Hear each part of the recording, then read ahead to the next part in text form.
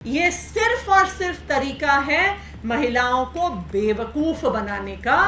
इसलिए इस बिल का नाम होना चाहिए महिला बेवकूफ बनाओ बिल।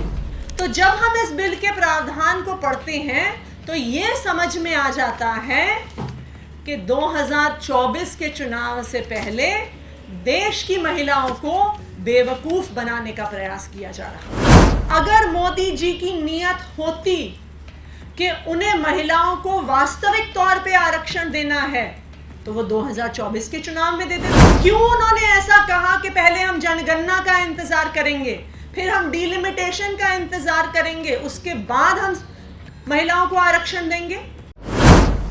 तो जब हम इस बिल के प्रावधान को पढ़ते हैं तो ये समझ में आ जाता है कि 2024 के चुनाव से पहले देश की महिलाओं को बेवकूफ बनाने का प्रयास किया जा रहा है। अगर मोदी जी की नीयत होती कि उन्हें महिलाओं को वास्तविक तौर पे आरक्षण देना है तो वो 2024 के चुनाव में दे देते। क्यों उन्होंने ऐसा कहा कि पहले हम जनगणना का इंतजार करेंगे, फिर हम डिलिमिटेशन का इंतजार करेंगे, उसके बाद हम महिलाओं को आरक्षण देंगे? वो आज जितनी सीटें हैं, जो अभी 543 सीट्स हैं, उसमें 1/3 आरक्षण क्यों नहीं दे सकते हैं? यह सिर्फ और सिर्फ तरीका है महिलाओं को बेवकूफ बनाने का। इसलिए इस बिल का नाम होना चाहिए महिला बेवकूफ बनाओ बिल।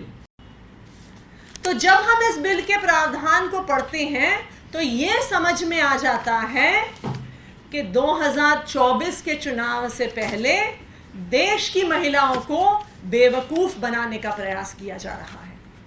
अगर मोदी जी की नीयत होती कि उन्हें महिलाओं को वास्तविक तौर पे आरक्षण देना है तो वो 2024 के चुनाव में दे देते। क्यों उन्होंने ऐसा कहा कि पहले हम जनगणना का इंतजार करेंगे, फिर हम डिलिमिटेशन का इंतजार करेंगे, उसके बाद हम महिलाओं को आरक्षण देंगे? वो आज जितनी सीटें हैं, जो अभी 543 सीट्स हैं, उसमें 1/3 आरक्षण क्यों नहीं दे सकते हैं? यह सिर्फ और सिर्फ तरीका है महिलाओं को बेवकूफ बनाने का। इसलिए इस बिल का नाम होना चाहिए महिला बेवकूफ